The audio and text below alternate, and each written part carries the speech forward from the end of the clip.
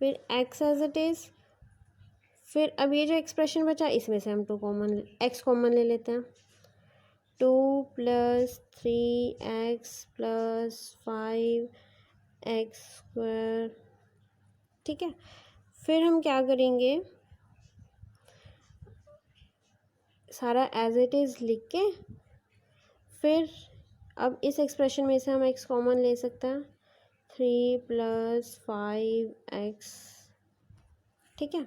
अब यहाँ देखो 1 2 3 ब्रैकेट मैंने ओपन करिए तो 3 क्लोज कर दूँगी, ठीक है। अब और तो हमें x कॉमन ले नहीं सकते, तो इसी को अगर हम लिखें उस वे में फोरट्रान के अंदर, तो 10 + x * 1 + x * 2 + x * 3 + 5 * x 2 3, ठीक है। अब देखो यहाँ पे कितने एडिशन ऑपरेटर्स हैं, 1 2 3 4 एडिशन ऑपरेटर हैं। अब मल्टीप्लिकेशन देखो 1 2 3 4 मल्टीप्लिकेशन ऑपरेटर हैं, ठीक है। कितने कम हो गए, 5। गलत तो वो भी तरीका नहीं था, लेकिन उसमें थोड़ा सा कन्फ्यूज़न हो जाती है और थोड़ा सा लंबा एक्सप्रेशन भी बन जाता है, तो बेस्ट वे यही है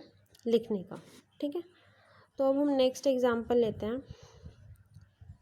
x की पावर 1/3 - y की पावर -2। तो अब हम इसे लिखेंगे कैसे, x रेज, ये हो गया 1/3 को हमने ब्रैकेट में लिख दिया, क्योंकि अगर सिंपल 1 होता ना तो हम लिख सकते थे 1, लेकिन अब ये 1/3 है तो हमने ब्रैकेट में लिखा -y डबल स्टार, मतलब एक्सपोनेंशियल। कुछ स्टूडेंट्स क्या करेंगे, सीधा -2 लिख देंगे और वो एरर शो करेगा। क्यों, क्योंकि दो हमारे पास यहाँ पर ऑपरेटर्स एक साथ यूज़ नहीं कर सकते, एक तो एक्सपोनेंशिएशन और एक हो गया माइनस का। तो हम क्या करेंगे, इस पावर को ब्रैकेट में बंद कर देंगे, ठीक है। अब एक बात और, यहाँ क्या है, दोनों इंटीजर है, न्यूमरेटर भी इंटीजर है, डिनोमिनेटर भी इंटीजर है, तो हमारा जो डिवीज़न होगा वो भी क्या होगा, इंटीजर डिवीज़न होगा। तो 1/3 क्या इवेलुएट करेगा, 0। तो x की पावर 0 1 हो जाएगा, तो जो कि गलत है। तो हमें इसे क्या करना पड़ेगा, रियल में तो 1.0 लिख देना और 3.0 लिख देना, ठीक है। तो अब जाके ये हमारा पूरा का पूरा एक्सप्रेशन क्या हो गया, करेक्ट, ठीक है। अब नेक्स्ट एक्सप्रेशन लेते हैं। नेक्स्ट देखो, नेक्स्ट है -1 की पावर आयोटा x की पावर 2i + 1 डिवाइड बाय में 2y, ठीक है। अब यहाँ पे हमारा i जो है वो इंटीजर है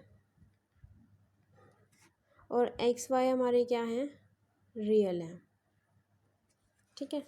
अब देखो -1 एज इट इज़, अब सिंपल एक पावर है i और वो भी क्या है, इंटीजर है, तो हम सिंपल विदाउट ब्रैकेट हम ये लिख सकते हैं, क्योंकि पता है सबसे पहले तो क्या होता है, एक्सपोनेंशिएशन सॉल्व होती है, वो भी -1 की, और उससे भी पहले हमारा क्या होता है, यूनरी ऑपरेटर होगा।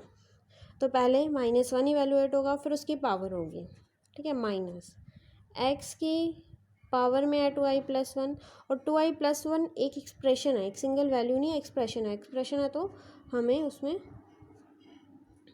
ब्रैकेट में एनक्लोज कर दिया। अब ये सिर्फ इसके नीचे है तो हमने क्या कर दिया, ये, और 2y है, अगर 2 होता तो हम डायरेक्ट 2 लिख देते, लेकिन 2y है तो हम क्या लिखेंगे, 2 स्टार y। इसको हम यहाँ थोड़ा सा लिखा नहीं जा रहा तो मैं यहाँ लिख देती हूँ, ब्रैकेट में एनक्लोज कर देंगे 2 स्टार y। अदरवाइज़ अगर हम ब्रैकेट में ना लिखें तो वो सिर्फ 2 से डिवाइड होगा और फिर वो पूरा का पूरा y से मल्टीप्लाई हो जाएगा, और होना क्या चाहिए था, हम क्या चाहते थे कि 2y से डिवाइड हो जाए, ठीक है। तो ये हमारे पास आ गया, ठीक है। तो नेक्स्ट एक्सप्रेशन और देख लेते हैं।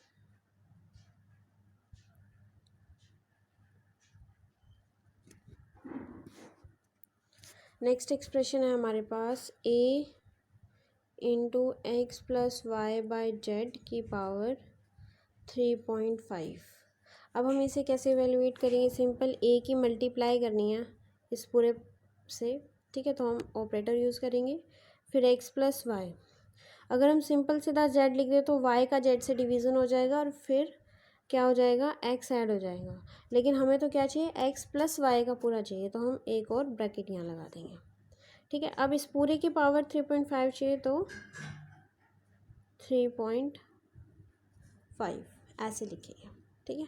तो सबसे पहले यहाँ देखो एक मिस्टेक कर दी मैंने, दो ब्रैकेट्स यूज़ किया, मतलब पैरेंथेसिस यूज़ किया, लेकिन क्लोज मैंने एक कर दिया, तो यहाँ दोनों हो जाएंगे, ठीक है। सॉरी दो ही करी हैं मैंने, एक ये रही और एक ये रही, गड़बड़ हो जाती है ना कई बार, ठीक है। इतना हो गया। अब एक और एग्जांपल ले लेते हैं। नेक्स्ट एग्जांपल है हमारा mv² अपॉन 2.5 प्लस GH/4D। इसे क्या करेंगे, mv², सीधा v को v से भी मल्टीप्लाई कर सकते हैं, या फिर हम ऐसा भी लिख सकते हैं v की पावर 2। फिर हम उसे पूरे से 2.5 से डिवाइड करना, तो ब्रैकेट लगाने की ज़रूरत नहीं है, सीधा हम 2.5 से डिवाइड कर देंगे। फिर हम ऐड कर देते हैं GH की मल्टीप्लाई। अब यहाँ पर हमें ब्रैकेट लगानी पड़ेगी क्योंकि यहाँ 4 भी है और D भी है। अगर सिंपल 4 लिखेंगे तो GH/4 हो जाएगा और फिर उसकी मल्टीप्लाई हो जाएगी D के साथ, जो कि गलत है। तो यहाँ पे ऐसे मल्टीप्लिकेशन लगा के D लगाना है, ठीक है। यहाँ अच्छे से लिखा नहीं जा रहा तो मैं नीचे लिख देती हूँ। यहाँ नीचे क्या लिखना है, यहाँ पर 4*D ब्रैकेट के साथ। तो ये हमारा था करेक्ट एक्सप्रेशन। एक और एग्जांपल ले लेते हैं। अब हमने ये एक्सप्रेशन किया जैसे 2k की पावर k, फिर उसकी पावर n। इसमें अगर हम डायरेक्ट लिखें कि 2 exponentiation k raise to the power n, तो ये हमारी क्या है, करेक्ट नहीं है, ये करेक्ट एक्सप्रेशन नहीं है, क्योंकि कुछ प्रोसेसर्स जो हैं वो पैरेंथेसिस के बिना एक्सप्रेशन ये एक्सेप्ट नहीं करते हैं कि पहले 2 की पावर k होगी या k की पावर n होगी, क्योंकि इन दोनों के प्रेसिडेंस सेम है, सेम ऑपरेटर है, तो प्रेसिडेंस सेम होगी। तो हम क्या करेंगे, 2 की पावर k की पावर n या फिर 2 की k की पावर n, फिर वो हमारे ये दोनों एक्सप्रेशन जो है अलग अलग हैं, तो दोनों को लिखने का तरीका भी अलग अलग है। तो इसको देखो कैसे लिखेंगे, पहले क्या होगा, पैरेंथेसिस वाला कंप्लीट होगा, तो पहले 2 की पावर k लिखी जाएगी उसे ब्रैकेट में, फिर उसकी पावर हमारी n हो जाएगी। इसमें क्या करना है, पहले k की पावर n इवेलुएट होगी तो हम उसे ब्रैकेट में लिख देंगे, फिर वो 2 की पावर में बन जाएगी, तो ये हो जाएगा, ठीक है। अब कई बार क्या होता है कि दो स्टेटमेंट्स हमारी इक्विवेलेंट होती हैं, लेकिन वो आंसर सेम देती हैं, सॉरी आंसर डिफरेंट देती हैं। जैसे एक एग्जांपल ले लेते हैं, वो लास्ट एग्जांपल है। जैसे i/10 को हमने 10 से मल्टीप्लाई किया है, या तो ये एक्सप्रेशन ले लो, या फिर इसका उल्टा ही कर दो कि i/10 को हमने 10 से मल्टीप्लाई किया, या फिर 10 को हमने i/10 से मल्टीप्लाई किया। अलजेब्रा के अंदर दोनों में वैल्यू क्या देगा, आई देगा, लेकिन अगर हम फोर्ट्रान की बात करते हैं या किसी कंप्यूटर लैंग्वेज की बात करते हैं तो दोनों में आंसर सेम नहीं देता है। जैसे हमने आई की वैल्यू ले ली 35, ठीक है, अब यहाँ 35 डलवा दो, 35/10 स्टार 10, तो सबसे पहले डिवीज़न दिखा, उसको डिवीज़न होगा तो 3.5 आएगा, लेकिन क्या है, इंटीजर डिवीज़न है तो वो 3 देगा। 3 की 10 से मल्टीप्लाई होगी तो इसका आंसर क्या हो जाएगा, 30। अब यहाँ पे क्या है, यहाँ पे 35 10 स्टार 35/10, पहले मल्टीप्लिकेशन दिखी तो पहले मल्टीप्लाई हो जाएगा 350, फिर डिवीज़न दिखी तो 35.0, तो फ्रैक्शनल पार्ट ट्रंकेट कर देगा और इंटीजर क्या आ जाएगा, 35, ठीक है। तो इस तरीके से हम एक्सप्रेशंस इवेलुएट करते हैं। तो एक्सप्रेशंस को लिखने से पहले हमें बहुत सारी बातों का ध्यान रखना पड़ता है।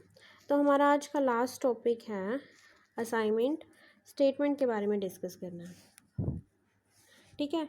तो असाइनमेंट स्टेटमेंट होती क्या है, असाइनमेंट स्टेटमेंट की फॉर्म ऐसी होती है कि कोई भी वेरिएबल के अंदर अगर हमें कोई वैल्यू असाइन करनी होती है, जो भी वैल्यू असाइन करनी होती है वो हम एक्सप्रेशन है यहाँ पे, ये जनरल फॉर्म है, ठीक है। और यहाँ पे ये वेरिएबल का नेम हो जाएगा। जैसे a=3 है तो ये एक्सप्रेशन या वैल्यू है वो असाइन हो गई। इसकी जगह हम एक्सप्रेशन भी लिख सकते हैं, जैसे 3*4 या फिर a अगर हम b+c लिखते हैं। बस हमें ये ध्यान रखना पड़ता है कि b और c हमारे पहले ऑलरेडी से डिफाइन हो।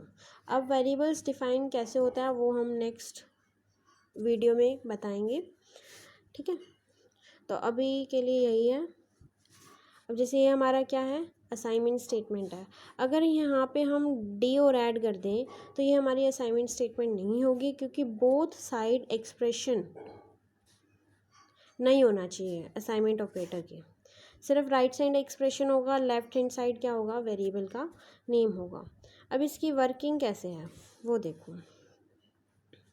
जब भी कोई असाइनमेंट स्टेटमेंट हम एग्जीक्यूट करते हैं तो राइट में जो एक्सप्रेशन होता है, जैसे a मैंने लिखा 3 × 4, तो राइट में ये एक्सप्रेशन है। सबसे पहले असाइनमेंट ऑपरेटर के जो राइट में एक्सप्रेशन है वो इवेलुएट हो जाएगा।